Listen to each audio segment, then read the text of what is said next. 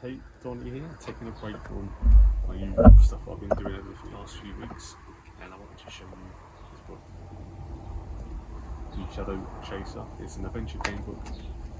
Never played it before, never read it, all new to this. So we're going to go through this and see how we get on for our first playthrough. So here we are in the garden. It was a sunny day, but it's now getting cloudy. We're going to play the book called Shadow Chaser by Simon Tudhope, illustrated by Tom Knight. This is a adventure game book. The shadows are coming and only you can stop them. In the magically illustrated adventure, every choice is yours. Your survival depends upon the decisions you make. Who to fight, who to trust. In a book where nothing is as it seems, even the pictures hold secrets that must be unlocked. So I've never played this before. I decided just to set it up on the table. I quickly read the intro and set it up, what the rules are, which are here. Logbook, life points, you get abilities, weapons, armour, items and notes. And there's a combat system based around 2 dice. And then there's some picture puzzles potentially in there, depending on which route you take. And then there's a QR code and stuff to download sheets. This is your player's logbook. I don't own a printer or a tablet to do it on, so I had to draw it out myself. So I just drew it out here, trying to match it. So we'll start at the beginning. Which path will you take? So this is the intro to the story. Dark forces are at work in the kingdom of Arkandale. People are disappearing from the border towns, where strange figures move through the hushed streets. Meanwhile, in Helmsgard, wild rumours are starting to spread. It's only when you peer from your window one cold winter's night that you find out just how close the shadow has crept. From this point onwards, you are in control of an epic adventure. Every choice is yours and your survival depends upon the decisions you make. There are battles to fight and picture clues to unravel as you draw ever closer to one final fateful choice. One thing is for certain, as the mysteries of your past are revealed, it becomes clear that it's not just your fate that hangs in the balance, it's the fate of the entire kingdom. So the logbook, I've written out myself manually. This is your, turn the end of the instruction pages to your logbook, which we've obviously seen there. Life points, you start with 12 life points, but lose a point if you're hurt. If you drop to 0, you die and the game ends. You can heal yourself back up to 12 points, but never over. Abilities, you get 4 abilities: athleticism, 6th sense, endurance and skill. Your starting level for each is 3 points. I need to add that to my sheet, I think, actually. I need to add that to my sheet, 3 for each one. 3, 3, 3, and 3. Where was we? Before you start the game, add 1 point to the ability of your choice. Right, so we can add 6th sense, athletics, endurance, or skill. I'm going to go for 6th sense. So cross that off and make that a 4.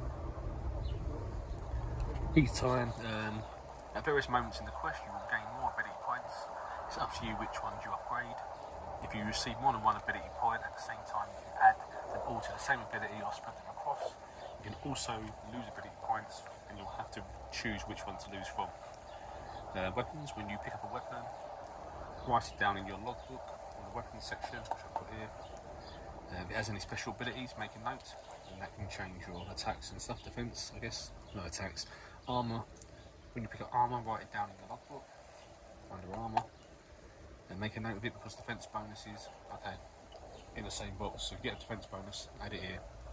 That will help you with your hit points, I guess. Items, you will both pick up and lose items in your adventure. Remember to write down any item that you pick up in your logbook. And items, Delete if you're instructed to do so. Most items can help you in some way.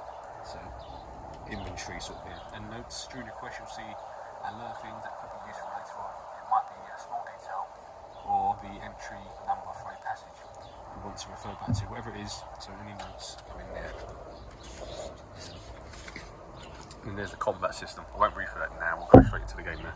So, the combat system, you get given rounds to complete, 5 rounds to win the battle. If you don't complete or win the battle in 5 rounds, you lose the battle, and then that either means death or a consequence during the story. There's a prediction thing here, so you have to guess what you want to roll. So if you say you want to roll above a 7, and you get above a 7, you get 1 combat point. If you get below a 7, you would lose that battle. If you guess a 9 or above, but you roll a 7, you would also lose the battle. But if you get a 9 or above, you get 3 combat point damage. If you roll 11 or a 12, you get 5 combat points. But again, if you get lower, you would lose that round. So yeah, it's chance, but also a little bit of tactical play based on the amount of rounds you've got as well, how many points they've got. If you lose life, you lose a fire, and if you damage them, they lose a sword. I'm not sure where we put them, but we'll sort that out after. So the story now begins on page 1.1. I know you can't see all this properly. Try and do my best to show stuff if I can. For a moment you think that you've dreamt it, the cry that tears the night in two and jolts you from your sleep. A hard winter's moon pierces the shutters. Then there's the scrape of metal and a bang on the door. Your hand closes over the locket that you keep beneath your pillow, and you cross the floorboards to peek outside. There are 5 figures dressed in dark cloaks with hoods over their heads. The leader raises his gloved fist to strike the door and stops as if sensing something. He looks up and you pull back, but not before catching a glimpse of his face. It's deathly white and his eyes are sunken and sightless. "My apologies for waking you, young apprentice," he calls, "but an old friend begs an audience." His laughter creeps up the walls. You hear that cry again and realise it's deep inside you, some forgotten terror. Who is this man that comes calling in the night, and why does he seem so familiar? Add a locket to your logbook. So, what item I'm going to put? This locket. That's full. Now we get choices. What we want to do. If you wish to open the door and ask him yourself, turn to 276. If you want to buy some time and call down from the window, 127. If you want to escape into the alley behind the workshop, 185.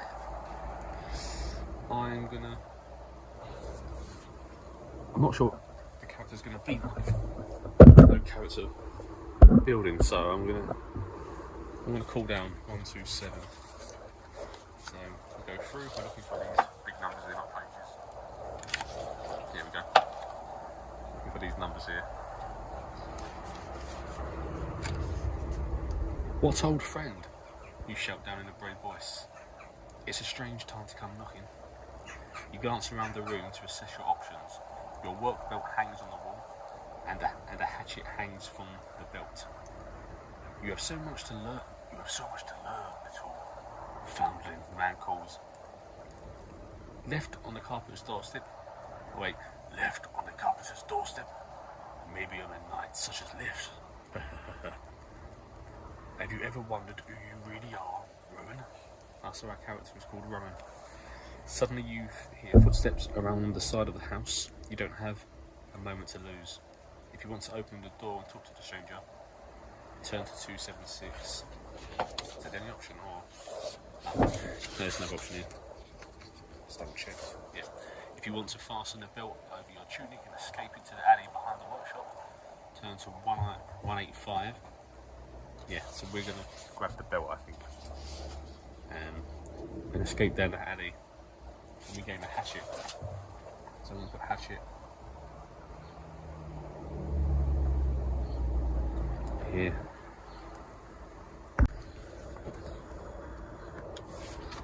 So 185. You spin around early in the day. Old Joe was unexpectedly called away. He's the carpenter who raised you as his own, and without him there's no one to turn to. You pull on your boots and make a bolt for the window at the back of the room. Below is a cobblestoned alley with a cloth line strung across from the house opposite. Roll 1 dice and add it to your athleticism level. If your total is 7 or higher, turn to 56.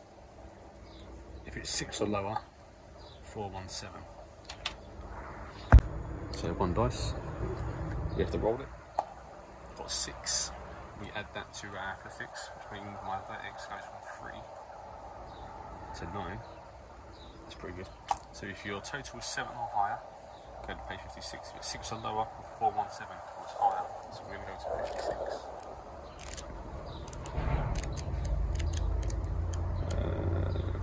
Yeah. 56. You leap for the clothesline and with surprising grace grasp it neatly and swing on the floor. You can't resist a glance around to see if anyone saw your impressive escape. Someone did. A hooded figure at the end of the alley. You sprint in the opposite direction and hear that voice again, faint but mocking as it floats over the rooftops. All roads lead to us, little Rowan. All of them. It goes to 42. Right. The sound of pounding feet reverberates down the alley.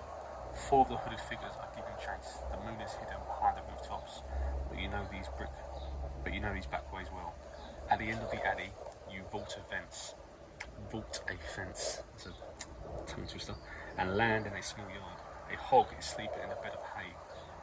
That gives you an idea.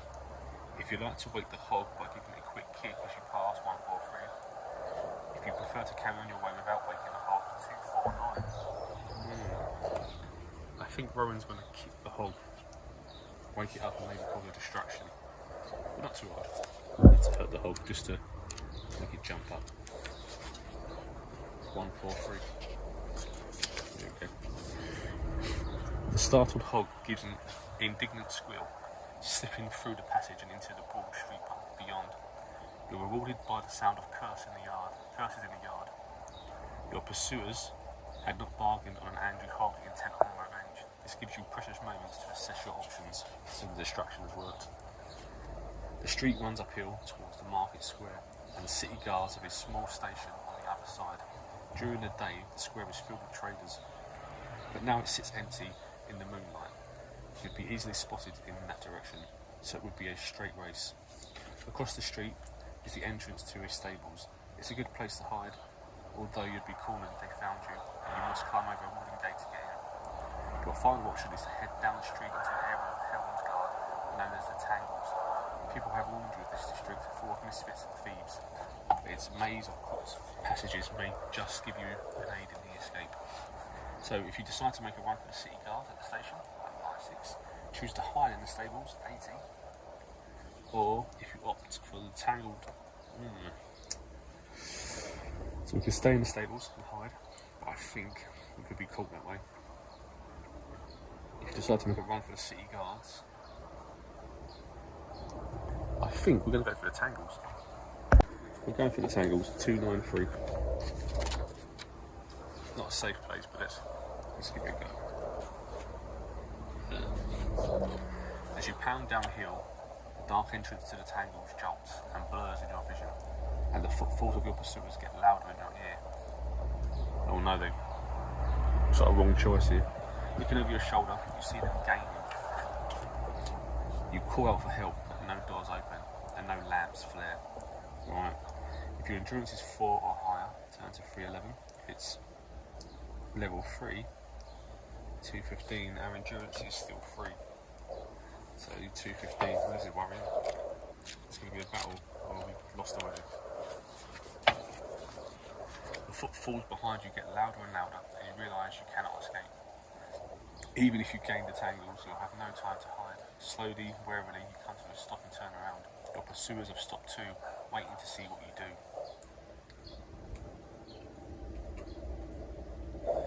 If you decide to fight these 4 armed pursuers, turn to 230. If you conclude that the odds are stacked too far against you, turn to 107. I don't think we can beat 4. But then it's our first battle yet, so 107. Oh no. Have we done the wrong choice? In silence, the 4 figures step forward as one. You're bound and gagged, and a sack is pulled over your head. Then you are carried away like a sack of grain. If you had a hatchet, delete it. Oh no. So they've kidnapped us and took our hatchet. Turn to 90. Where was that? Oh, I've lost it. Oh, it is there. Turn to 94. Oh, this is worrying. So we're being kidnapped. You twist and kick until your feet, till you feel the point of something sharp pressed against your side. Master would prefer to take you alive, the voice says so close to your face that you can smell the warm breath through the sacking. But it's only a preference. If you try to escape, I will kill you. The accent is harsh and unfamiliar. They bundle you into a cart and someone helps. Someone jumps up beside you. The driver urges the horses forward and the cart jerks into motion. Lying on the board, you hit your head every time you go over a pothole. Eventually the horse is slow and a familiar voice calls out in the darkness. Halt! Who goes there? Breath catches in your throat. It's Owen, the gatekeeper. His daughter is in your class at school. You're about to call out when you feel the sharp jab in your side once more and you remember the woman that went with it. If you want to try to get over detention, 353. If you keep quiet, 409. The question is, do we want to get Owen involved with this now? Potentially him in danger. Or do we stay quiet?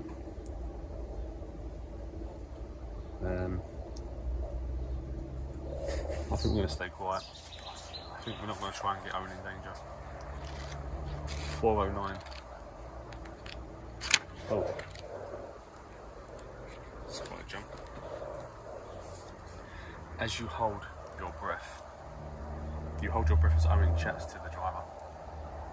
A bit early to be up and about, he asks. The driver laughs and says something he didn't quite catch. Well, be careful how you go, Owen says. There have been sightings of a group of armed men in the area. Not from around here, I've heard. You blink back tears of frustration as the cart passes through the east gate and out of town.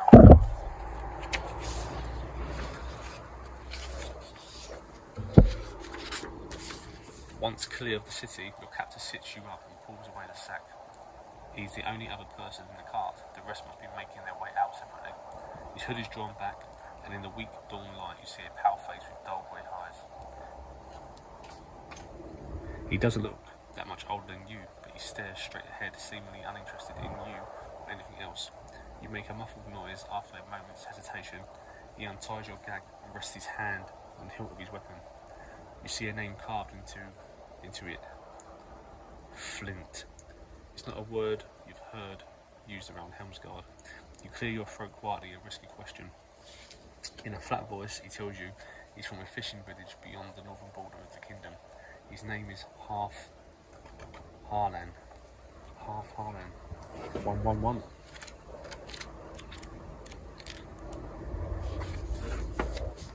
You watch your captor closely and ponder your next move. If you want to ask him what happened to Harlan, turn to 233. If you want to beg him to let you go, 109. If you want to ask him why you've been kidnapped, 342. Or sit in silence, 12. We're going to ask him, I think, 342. 342. Let's have a look. Those were my orders. You ask who gave them. The Shadow Reaper. Your eyes narrow, and you ask if that was who woke you in the night. He shakes his head, and further questions about the Shadow Reaper all yield the same response. That is not for me to know. You hang your head in frustration at the man's strange, almost mechanical replies, and ask if he knows where he's taking you, at least. So, I might put a note, Shadow Reaper.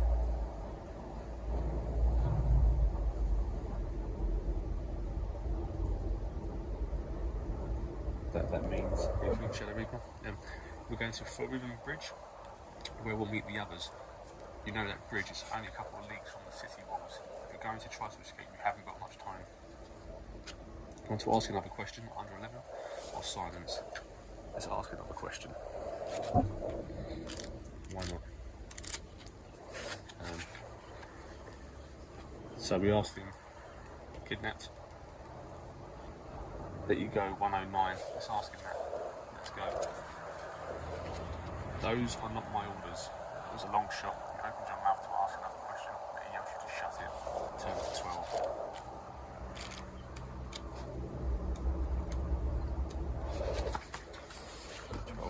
The sun has risen above the horizon, looking back towards Helmsgard. You see its rays glinting off the old astronomer's tower. But your attention is drawn away by strange noises further down the road. Songs and laughter, low rumbles and metallic clanking. The road skirts the edge of glowing walled forest. Who could be moving so cheerfully past that sinister place? Then the cart rounds the bend, and the answer is revealed. The circus is coming to town. The ringmaster rides up front wearing a red waistcoat that strains against its big gold buttons, and a blue top hat studded with stars. At the sight of your cart, he raises a hand and cries, "Company?" The driver pulls his horse up fast and yells, "Get off the road, you thieving vagabonds. Can't you see we're in a hurry? Nobody wants your sort in town anyway." The ringmaster's stare hardens. "Hardy bardy cob, you needed outside, boys." The cart behind him shudders. The door swings open, and 3 of the biggest men you've ever seen emerge. "Now wait just a minute," the driver stammers. "I was only joking around. Of course you folk are welcome here. As a matter of fact, His voice trails off as the 3 circus giants loom over him. "If you want to leap from the car and call for help, 166. If you don't, turn to 352. We're going to jump out." 166. This might backfire, but you decide this is the chance you've been waiting for. Roll 1 dice and add it to your athleticism level. We're on level 9. Let's see what happens. 5. So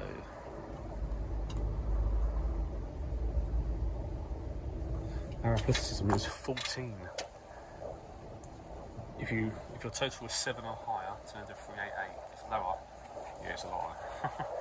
388. That's helpful, maybe the athleticism. Escaping.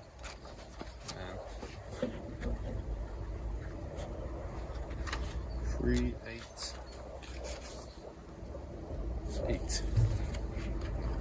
In one swift movement, you stand and leap backwards out of the car, arching your back like a gymnast.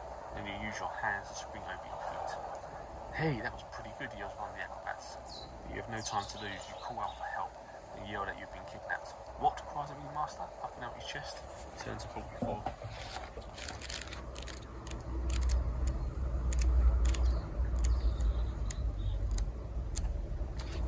Suddenly, everyone's attention is drawn to the sound of hooves thundering down the road.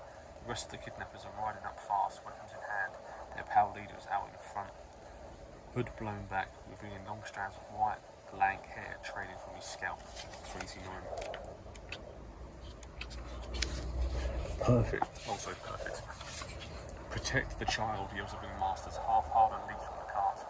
One of the circus giants catches him by the ankle and hurls him towards the oncoming kidnappers, but their pale leader holds up his hand and somehow deflects him away without ever touching him. He lands in a heap on the forest edge, and his weapon clatters to the ground near your feet. As the 2 sides clash, an acrobat flips gracefully over the cart and cuts your bonds. "Run for the forest, little one," she whispers. "Quick!" Grabbing the weapon, you keep below and have almost gained the trees when someone steps in your path. It's your captor. You yell at him to get out of your way. He's unarmed. I had to stop for a minute there. My dog bit his own foot and yelped. Might have even heard it on there.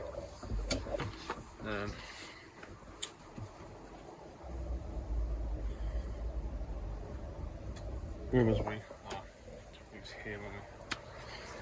"I can't let you go," he replies quietly. And takes a step towards you. You have no choice but to fight. Add half-hardened weapon flint to your logbook.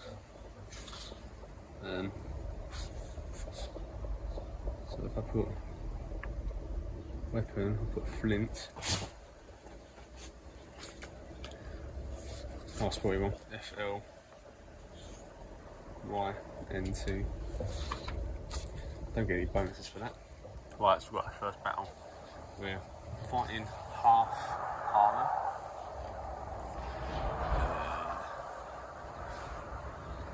3 rounds, damage 1. I don't know what that means.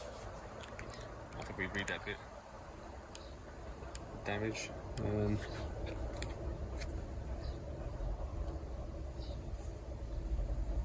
Right, I think that's the damage that they do to you. So 3 rounds. Every time you lose, you take 1 damage. And that's their health points. And that's their health points. That's my health points. 1, 2, 3, 4, 5, 6, 7, 8, 9, 10. So we've got full health still. It's the first battle, 12. So the outcome: if we win, we go to 66. If we lose, 137. So we'll do the battle. Half Harlan, ES2. I'll do it circles. And I have 12 candles, so I'm just going to put. I might just do these shapes: 1, 2, 3, 4, 5, 6, 7, 8, 9, 10, 11, 12. Half Harlan and put Rowan there. Ignore this. They're just notes or something else. Okay, so you roll the 2 dice. And this is the prediction thing now. So my first attack is I want 3 rounds to beat him in. I want to get above a 7. 5. So I lose that round. So I lose that, so I take 1 damage. Then we do rounds, so we've got round 1, round 2, round 3. So round 1's done.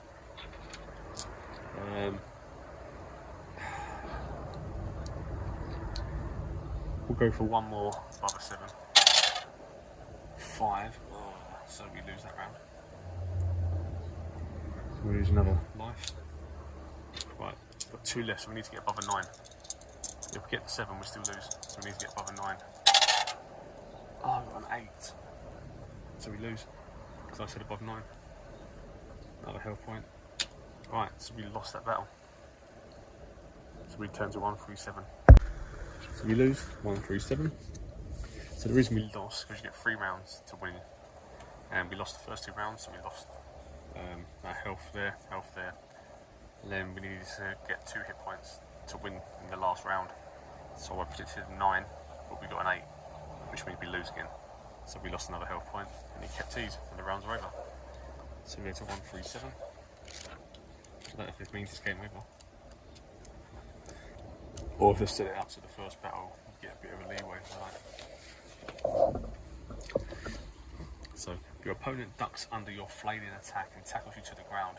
He grabs your hand and smashes it against the rock until flint drops from your grasp. Dazed and bleeding, you look up to see the deathly white leader striding over. His sightless eyes stare down at you, and his thin mouth twists in a smile. You are your mother's child, Rowan, but you have caused enough trouble for today. It's time to sleep now. He raises his hand, and even though you fight it with all your strength, you feel your eyelids closing. 241. Now it hasn't said to remove flint from weapons, even though it said we dropped it, so I reckon we have lost it. 241.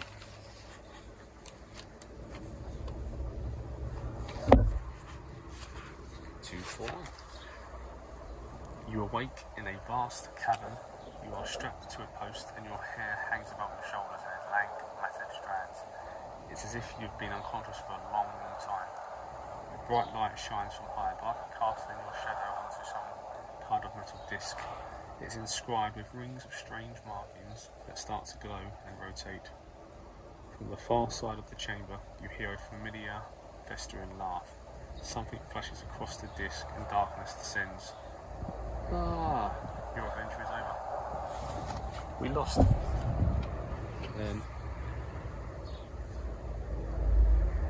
So we lost, yeah. A bright light shines from high above, often shows in some kind of metal disc. And we lost. And that is the end. Adventure's over.